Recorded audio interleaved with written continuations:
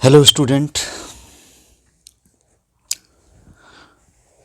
फिर से आज हम एक उसी टॉपिक को कैरी ऑन करते हैं और हम पढ़ रहे थे बीएससी पार्ट थर्ड का।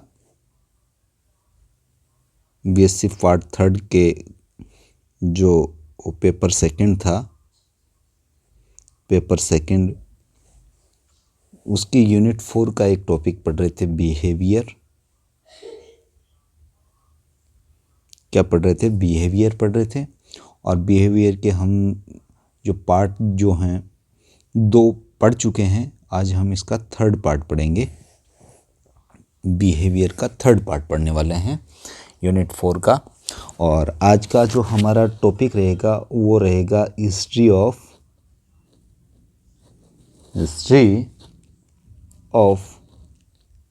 बिहेवियर। आज का जो हमारा टॉपिक रहेगा उसका नाम क्या है? हिस्ट्री ऑफ बिहेवियर, यानी व्यवहारिकी का इतिहास के बारे में हम चर्चा करेंगे। तो चलिए स्टार्ट करते हैं। वैसे ये कहना तो बड़ा ही कठिन है कि व्यवहारिकी की एथोलॉजी के ज्ञान का जो आरंभ है कब से हुआ, किंतु अन्य विज्ञानियों की भांति जो पुरातन ग्रीक दार्शनिक थे,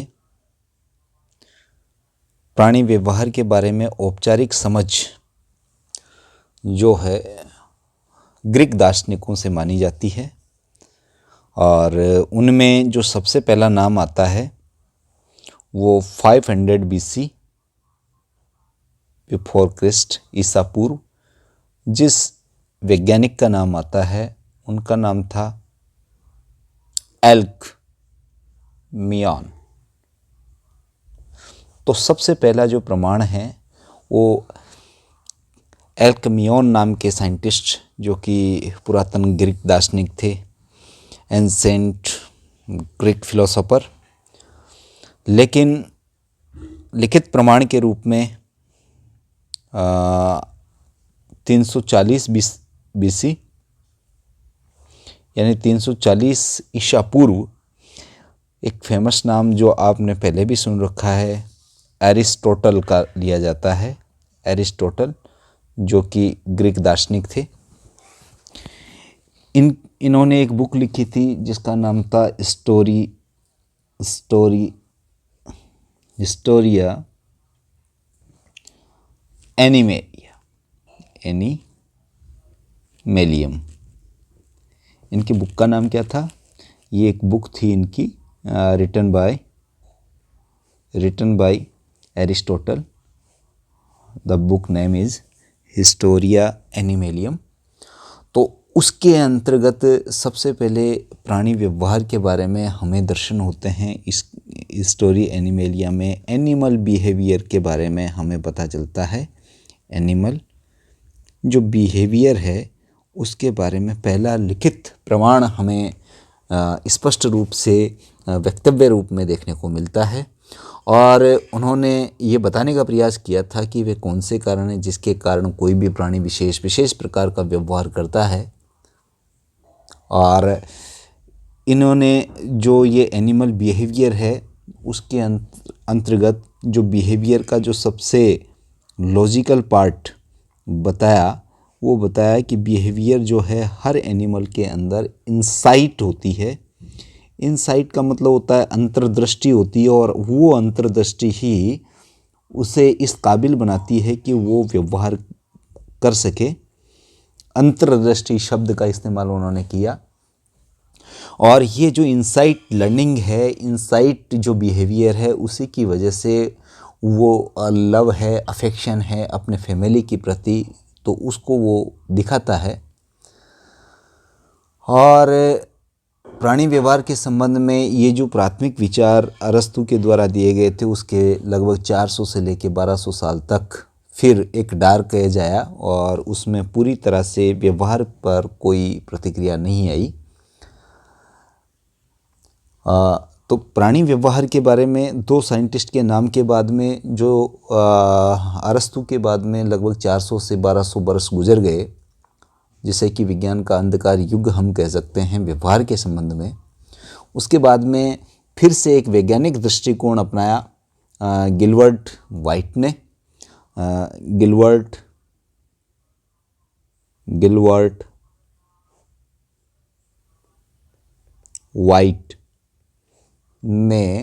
गिलबर्ट वाइट ने जो है एक विशेष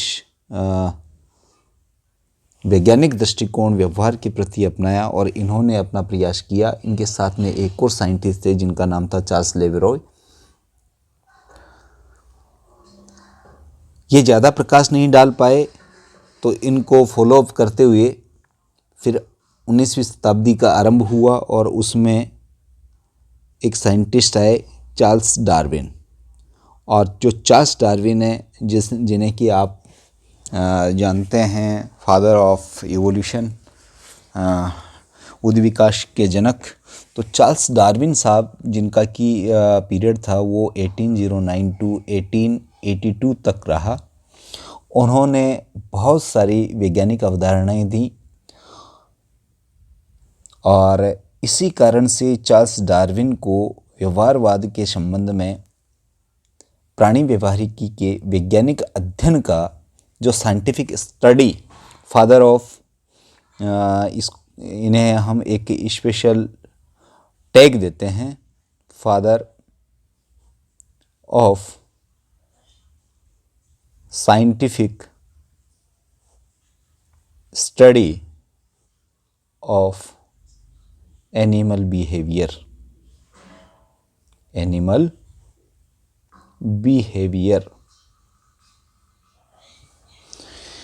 इनको हम क्या है कि वैज्ञानिक प्राणी व्यवहार का वैज्ञानिक अध्ययन करने वाला पितामह माना जाता है। यद्यपि इस समय व्यवहारिकी शब्द इस्तेमाल नहीं हुआ था, बिहेवियर यानी एथोलॉजी टर्म तो नहीं आया था, लेकिन डार्विन ने व्यवहारिकी को समझाने का प्रयास किया और इस प्रयास में उन्होंने जो चीज़ों को जिन टर्म को यूज़ किया, एथोलॉजी तो नहीं किया, लेकिन नेचुरल सिलेक्शन एक टर्म यूज़ किया। नेचुरल जो सिलेक्शन होता है, प्राकृतिक वर्ण यानी प्रकृति चयन करती है, तो हम यही कह सकते हैं कि व्यवहारिकी का ताल्लुक इस टर्म से जुड़ा। एक इन्होंने इंस्टिंक्ट जो कैरेक्टर्स होते हैं, इंस्टिंक्ट यानी जन्मजात जो गुण होते हैं उनके बारे में भी बताया था और व्यवहार को उन्होंने प्राकृतिक आवास के बारे में अध्ययन किया था, नेचुरल जो हैबिटेट होती है उसके रूप में। तो ये कुछ टर्म इन्होंने यहाँ पर यूज़ किया और यही कारण है कि इन्हें हम जो प्राणी होते हैं उनके व्यवहारिकी के वैज्ञानिक अध्ययन का पितामह मानते हैं। चार्ल्स डार्विन ने ये सारी चीज़ों को एक्सप्लेन करने के लिए एक बुक का प्रतिपादन किया और जो इनके द्वारा बुक लिखी गई थी उस बुक का नाम था द एक्सप्रेशन। ये बुक तो आपको जैसे कि हिस्टोरिया एनिमलियम आपने देखा अरस्तु के द्वारा रिटर्न, उसी तरह से इसे भी आपको लर्न रखना है। कई बार पूछ लिया जाता है क्वेश्चन। तो इनकी बुक का नाम था the expression of the emotions in man and animals. Book के नाम से ही स्पष्ट हो रहा है कि इसमें व्यवहार के बारे में बताया गया है, या फिर आप इसको यूं भी कह सकते हैं कि the expression of the emotions in man and animals, यानी मानव और प्राणियों में जो भावनाएं हैं उनका प्रदर्शन अर्थात अनुक्रिया रेस्पॉन्स जो है उसके बारे में बताया। और आप जानते हो कि इमोशंस में आप क्या क्या पढ़ते हैं। गुस्सा आ जाता है, गुस्सा आते समय बाल खड़े हो जाते हैं, दांत दिखा देते हैं, या किसी के प्रति प्रेम उमड़ पड़ता है। तो ये जो है इन्होंने बताया इसमें। और इसके कुछ समय बाद में ये जो बुक इन्होंने लिखी थी, तो इस बुक के कुछ समय बाद में इन्होंने एक और बुक का प्रतिपादन किया था। जो दूसरी बुक थी इनकी, उसका नाम था the decent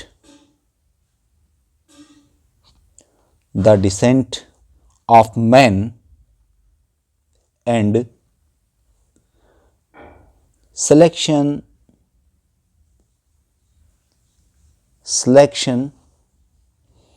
in relation to sex। ये एक और बुक लिखी। अर्थात इसमें इन्होंने ये बताया कि मानव में जो इस बुक में क्या था, इस बुक में जो मेमोरी होती है, ह्यूमन बींग्स के अंदर जो मेमोरी है, मेमोरी का मतलब तो आप समझ गए हो, स्मरण शक्ति। इसके अलावा जो उसमें इमिटेशन है, अमाइटेशन का मतलब नकल करना है, किसी को अट्रैक्शन है, अट्रैक्शन का मतलब आकर्षित करना है। तो ये जो ऐसे टर्म थे व्यवहार के, वो इन्होंने बताए। तो इससे ये स्पष्ट हो गया कि निम्न वर्ग के प्राणियों में भी ये लक्षण मिलते हैं और उच्च वर्ग के प्राणियों में तो मिलते ही मिलते हैं। इसके बाद में एक साइंटिस्ट हुए जॉर्ज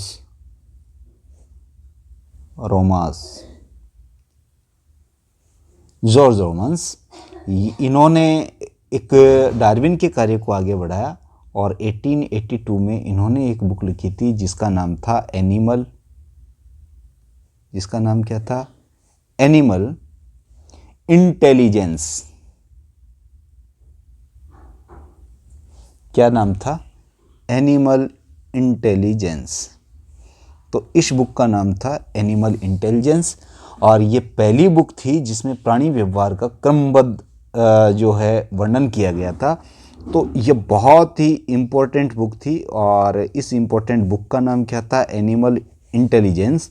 और जो एनिमल इंटेलिजेंस था, इसमें क्रमबद्ध रूप से प्रथम स्पष्ट जो प्रमाण था व्यवहार के बारे में वो मिला। और इस बुक से देखो कई टर्म निकले और इनमें से एक तो रीजनिंग निकली, रीजनिंग जिसे कि आप कहते हो तर्कण। इसी से एक को टर्म निकला था इसी बुक से, ज्वेलसी यानी ईर्ष्या। और इसी से एक को टर्म देखते हैं हम, इमोशंस, जो भाव होते हैं, संवेग होते हैं, उनके बारे में। तो रीजनिंग का मतलब तो तर्क शक्ति होती है, ज्वेलसी का मतलब ईर्ष्या होती है, इमोशंस का मतलब भाव और संवेग होते हैं। तो ये प्रथम लिखित प्रमाण व्यवहार के बाद में जो मिला वो जॉर्ज रोमास की बुक एनिमल इंटेलिजेंस में देखने को मिला। और ये तो सभी प्राणियों के बारे में चर्चा करती है, लेकिन इसके साथ में एक साइंटिस्ट थे जिनका नाम था एच.एस. जेनिंग। क्या नाम था, एच.एस. जेनिंग्स। एक और साइंटिस्ट थे जिनका नाम था एच.एस. जेनिंग्स। और जो एच.एस. जेनिंग थे, इन्होंने 1906 में जो लोअर एनिमल होते हैं उनके ऊपर एक बुक लिखी। और उस बुक का नाम था, जो इन्होंने बुक रिटन की, उसका नाम था the behaviour of lower organisms.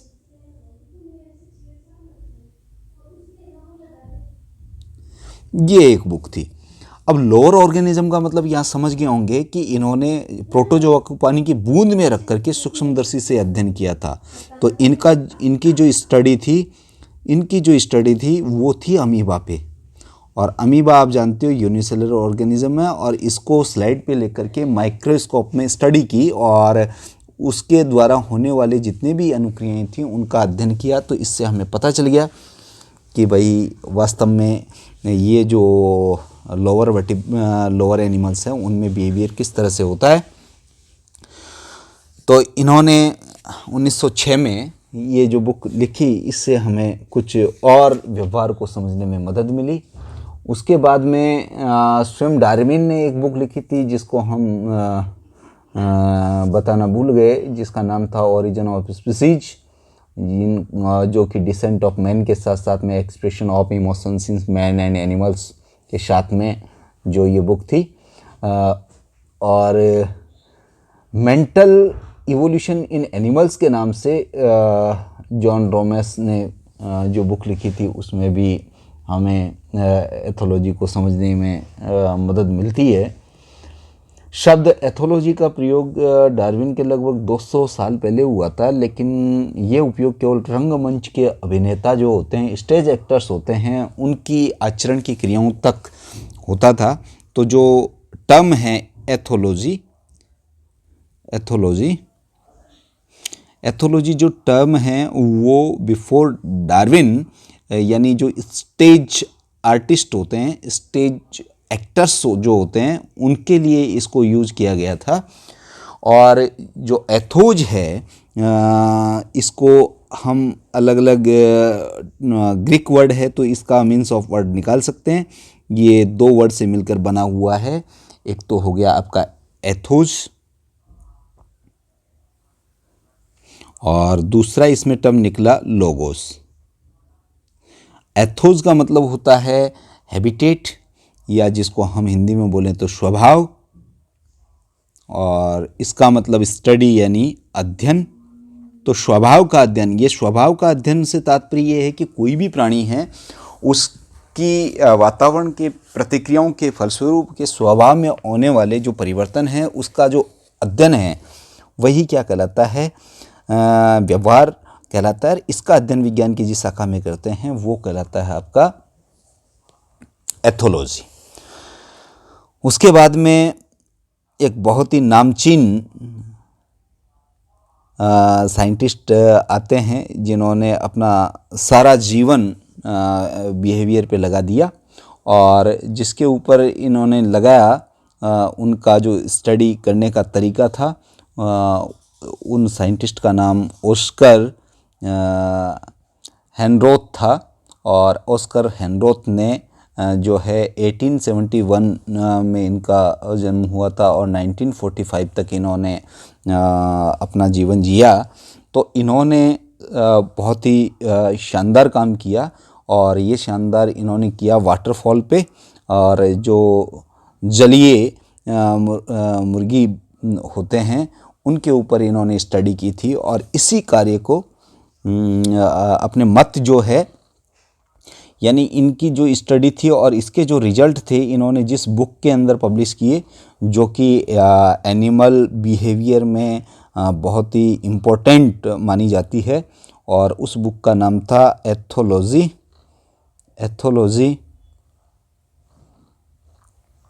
Of एनेटिडी। ये इनकी बहुत ही स्पष्ट बुक थी, जिसको लेकर के हम ये कह सकते हैं कि साहब इनकी ये जो बुक है मील का पत्थर साबित हुई। और इसी बुक को लेकर के इनके एक शिष्य थे जिनका नाम था कॉनरेड लॉरेंज।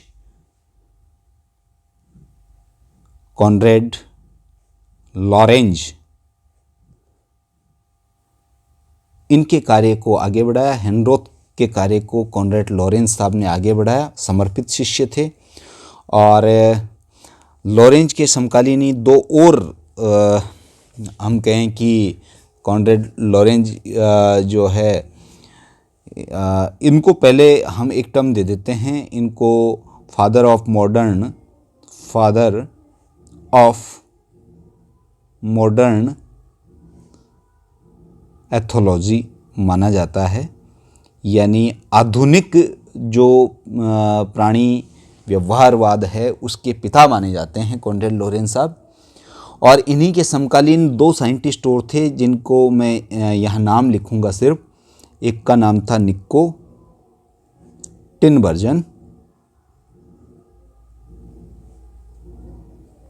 और एक का जो दूसरे साइंटिस्ट थे उनका नाम था Karl von Friis,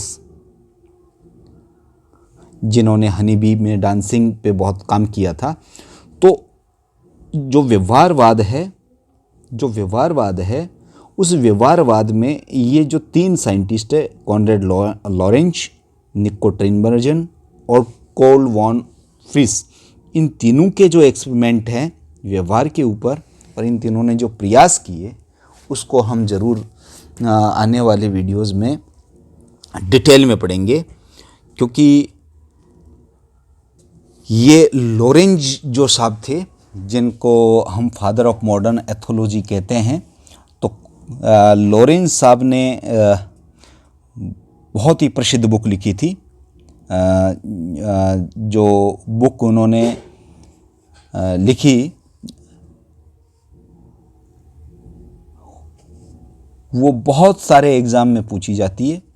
Conrad Lorentz ने जो बुक्स लिखी, उन बुक्स की बात अगर हम करें तो उस बुक्स में देखिए, पहली बुक का नाम था इनकी, जो कि बहुत ही फेमस बुक है, king Solomon rings. King Solomon ring बहुत ही फेमस बुक है। कब लिखी थी? 1952 में लिखी थी। एक बुक तो ये हो गई। दूसरी बुक की हम बात करें तो उसका नाम था मैन मीट्स डॉग। क्या नाम था? Man meets dog. ये कब लिखी गई थी? 1954 में। और एक थर्ड बुक को और मैं लिखता हूं यहां पर, कॉनरेड लॉरेंज साहब की बड़ी शानदार book, on aggression. On aggression. ये 3 बुक हो गई और ऑन एग्रेशन आई थी 1962 में। तो इन्होंने 3 बुक लिख दी। देखिए 3 बुक कौन कौन सी लिख दी। पहली बुक जो थी इनकी वो वाली थी किंग सोलोमन रिंग्स, सेकंड वाली थी man meets dog, and third वाली थी ऑन एग्रेशन। 52 में, 54 में और 62 में ये बुक्स आई और ये बहुत ही प्रसिद्ध बुक थी। इनसे व्यवहारवाद को बहुत कुछ समझा सकता है। डार्विन से लेकर के लॉरेंज तक के समय काल में बहुत सारे वैज्ञानिकों ने अपनी अपनी अवधारणाएं जरूर दी, लेकिन व्यवहार को समझाने के लिए एक मान्य विज्ञान का सही रूप देने का जो श्रेय है, या मैं कहूँ एथोलॉजी को स्थापित करने का जो श्रेय है, एथोलॉजी को एस्टेब्लिश्ड करने का जो श्रेय है, वो जाता है तो सिर्फ किसको? कॉनरेड लॉरेंज साहब को। और कॉनरेड लॉरेंज साहब को जाने की वजह से इन्हें वास्तव में सही रूप से हम व्यवहारिकी का पिता कहते हैं। तो फादर ऑफ एथोलॉजी कौन हो गए? Father of ethology. Who is that? Well and known Konrad Lorentz.